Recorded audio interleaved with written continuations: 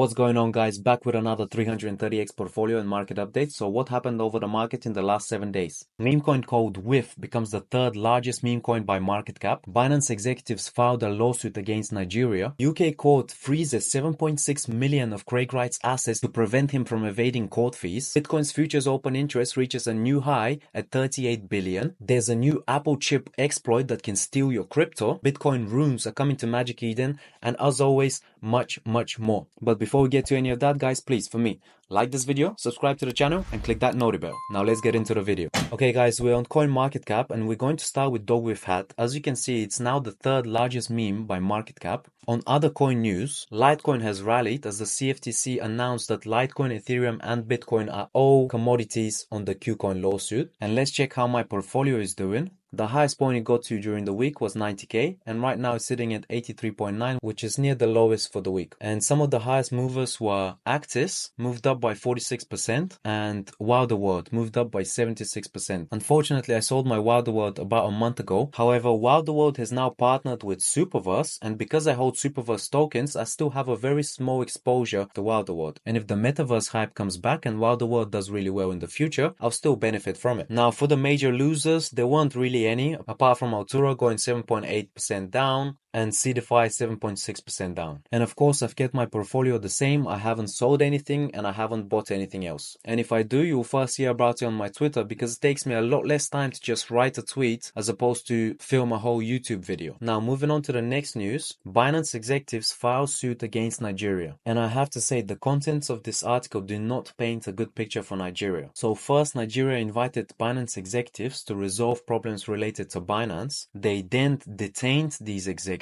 and didn't allow them to leave the place they were staying at until Nadine Anjawala was taken to a mosque to pray and escaped to later on file lawsuits. I don't want to get political, but it does not paint a good picture for Nigeria. On to the next one. UK court freezes 7.6 million worth of Craig Wright's assets to prevent court cost evasion. This followed the court ruling concluding Wright was not Nakamoto, leading him to transfer shares of his London-based firm, RCJBR Holding, nice name for a company, to a Singaporean company on March 18th, according to UK court document. Understandably, that gave rise to serious concerns on Copper's part that Dr. Wright was implementing measures to seek to evade the cost consequences of his loss at trial. Judge James Mellor wrote the document. If you guys don't know what Copper is, this is the Crypto Open Patent Alliance that just won the case against Dr. Wright. Okay, moving on to the next one. Bitcoin futures open interest reaches a new high at 38 billion. And let's check the chart. Here's the open interest chart, and you can see that the green bit, let me remove Bitcoin's price. You can see that right now we're at an all-time high. As I've previously said, this is sustainable in a full-on bull market. However, if we're not in a bull market, expect a major correction to the downside. On to the next article, Apple chip exploit that steals crypto. Here's what you need to know. Okay, guys, before I get into the article, don't worry, this does not affect iPhones. And no, nobody can steal your crypto out of nowhere. You have to physically download an infected file from untrusted sources and then open it as an administrator. So there are loads of steps in between to prevent you from losing your crypto. But if you are the adventurous type and download files from untrusted sources, then maybe you should listen to this. Okay, let's get into it. First of all, who's at risk? If your Mac or iPad has an Apple M series processor, M1, M2, or M3, then your device is potentially susceptible to this vulnerability. The M1 processor rolled out in the late 2020 with MacBook Air, MacBook Pro, and Mac Mini, and later was expanded to Mac desktop and even iPad tablets. The M2 processor and current M3 processor are also susceptible across computers and tablets, and the M2 chip is even used in the Apple Vision Pro headset. But with the M3 chip, the data memory dependent prefetcher that's impacted by the vulnerability has a special bit that developers can invoke to dispose the feature. So if you have the old Intel processor, then you're fine. If you have the new M1, M2, M3 chips with the silicon processor, then you're at risk. But as I said earlier, you have to manually install the malware. Your crypto can't just be taken out of nowhere. Now, moving on to the next one. Solana user wallets drained of 5,203k as BonkBot team denies link. Okay, I've never used the BonkBot myself and I only learned this right now, but apparently you somehow give your private keys to the BonkBot for it to work. So now the BonkBot has been accused of leaking private keys. Of course, BonkBot denied that, and this is their official statement. Too long didn't read. BonkBot is safe as always, and exporting your private key itself did not put you at risk. There's been an exploit with another Solana app. More than half of the 300 victims were non-BonkBot wallets. And this is some of the data that they've gathered. Total victims 302, BonkBot victims 113. Key exported from BonkBot 113. Total soul drained 2,808. I don't want to go onto anybody's side, but the data clearly points out that either BonkBot was not the problem or BonkBot was not the only software affected. On to the next one. KuCoin sees nearly 800 million in net outflow following DOJ indictment. Okay guys, if you haven't heard yet, the DOJ is suing KuCoin, and of course if any exchange experiences a lawsuit, then there will be loads of outflows. And I admit that I was one of the people that took their money off KuCoin just because of pure FUD. You don't know what's going to happen and you have to play it safe. At the end of the day, a lot of people have put their life savings into crypto and they want to make sure that it's safe. Now, as long as KuCoin kept customer deposits and funds one-to-one, then it will be fine. And we can redeposit our money further down the line. But for the time being, I'm playing it safe. On to the next one. CFTC Commissioner FAM, this is the Commodities Futures Trading Commission, says agency may be infringing on SEC's authority in KuCoin's charges. I've already covered this on a previous video called The ETH War Begins, but essentially the CFTC has said that Ethereum is a commodity and the SEC is trying to prove that it's a security. So the two government agencies are going into direct conflict. At the KuCoin's court case, the CFTC came out again and said that Bitcoin, Ethereum and Litecoin, so they added Litecoin to the mix, are all commodities. Okay, on to the next one.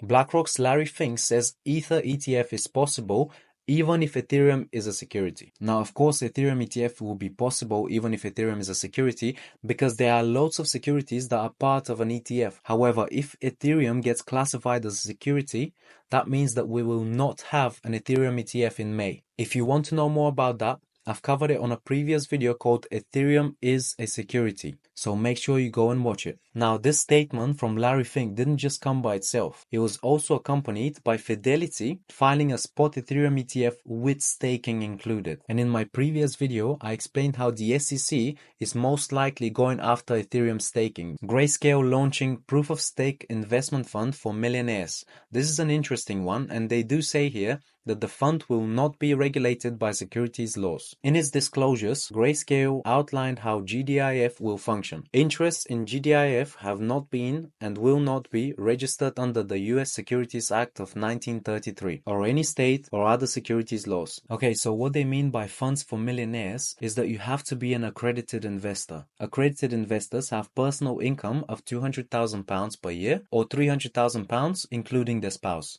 Unfortunately for me, I'm not an accredited investor, but if you are, and if you don't want to keep custody of your own crypto, then this is a good way to invest into proof of stake projects. However, I'm 100% certain that there will be some sort of management fee attached to this. Okay, on to the next one.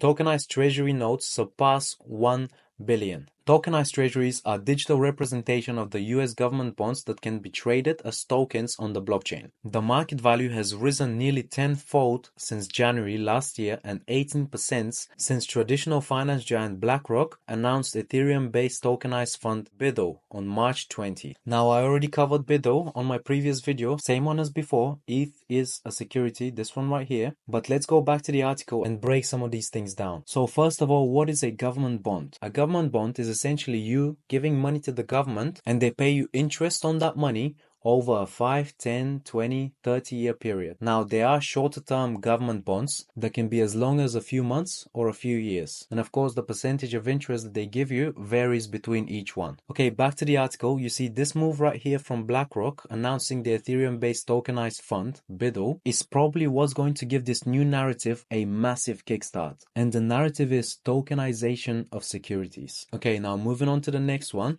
Ondo Finance to move 95 million to BlackRock's tokenized fund for instant settlement for its T-bill token. T-bill meaning treasury bill. So these are shorter term government bonds. And let's get into the article. Until now, Ondo's OUSG token was backed by Blackrock's iShares Short Treasury Bond ETF, which traded only during traditional market hours, opposite to crypto's around-the-clock nature. The allocation allows Ondo to significantly speed up subscription and redemption time to instant settlement at any day from the T+2 days. So initially, it used to take 2 days for the settlement to happen and only within traditional market hours, whereas now it's instant settlement 24/7. Many investors have been so far hesitant to use OUSG because of the time it used to take to redeem. And given the 24/7 365 and volatile nature of crypto markets and the often sudden need for capital that arises from that, Alaman said in an interview, OUSG will become significantly more usable as a store of value and collateral asset within the crypto ecosystem. So these are some very bullish news for Ondo Finance, and this is actually one of the tokens that I'm putting on my watch list. Now on to the next one.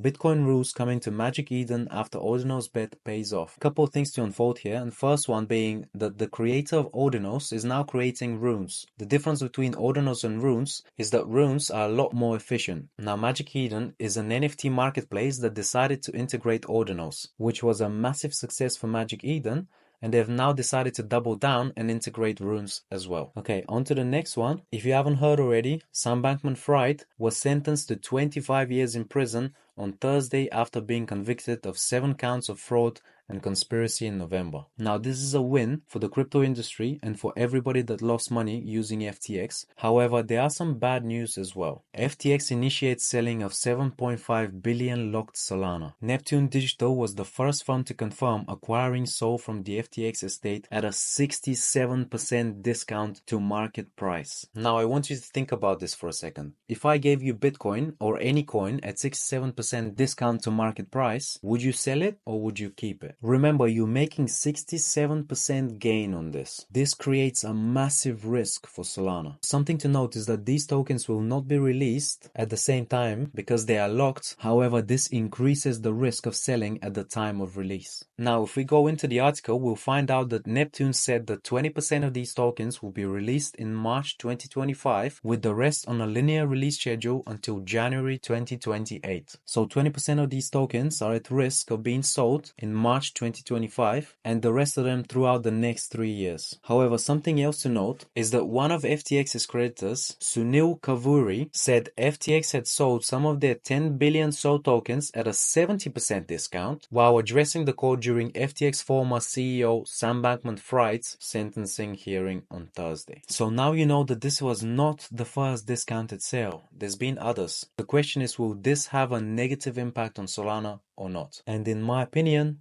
it most likely will. Okay, on to the next one. 3 decentralized platforms to merge AI tokens and create an AI alliance. Fetch AI, SingularityNet, and Ocean Protocol agreed to combine their crypto tokens into one and create an alliance for decentralized AI. So these 3 companies will potentially create an AI behemoth that is probably going to be bigger than Tau. Remember, currently Tau is the biggest AI token just after Near, but Near is not just an AI play. Near is actually a blockchain that is speculated to have AI integration because of its founder. If you guys didn't know, the founder of Near, the blockchain, is a massive AI geek. Now let's go back to the article and find out exactly what is going to happen. The native token of AI-focused Web3 platform Fetch AI will become ASI, Artificial Superintelligence, with a total supply of around 2.63 billion tokens and a starting price of $2.82.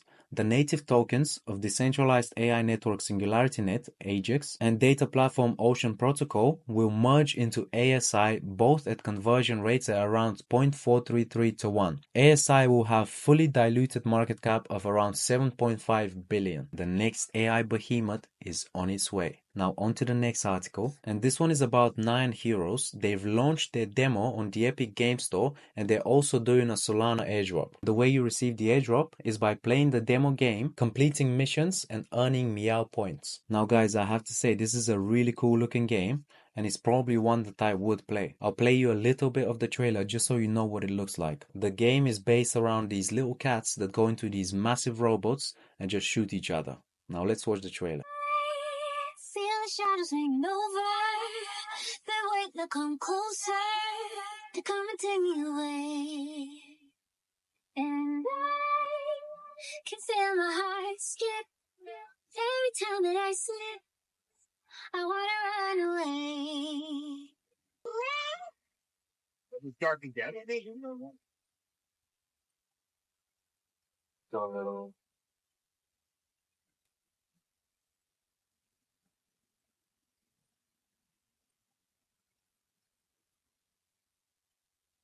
Alright guys, I'm not going to play over it, but this gives you an idea of what the game looks like. Now, they don't have a token released yet, however I did some digging, and according to ICO Analytics, Nyan Heroes will launch its token NYN in April. So if this is correct, the token might be coming very soon. Now on to the next one. Ethereum game Illuvium teases airdrop Q2 release amid 12 million raised. And Illuvium is another really cool game. I'm sure by now you've probably heard of it. They actually do have a token and it's currently at 527 million market cap. For me, this is a little bit too high to hold. Mind you, I did buy Illuvium in 2022. Made a few X's and sold it about a couple of months ago. Sitting at 527 million, I probably wouldn't buy it right now. Now on to the next article.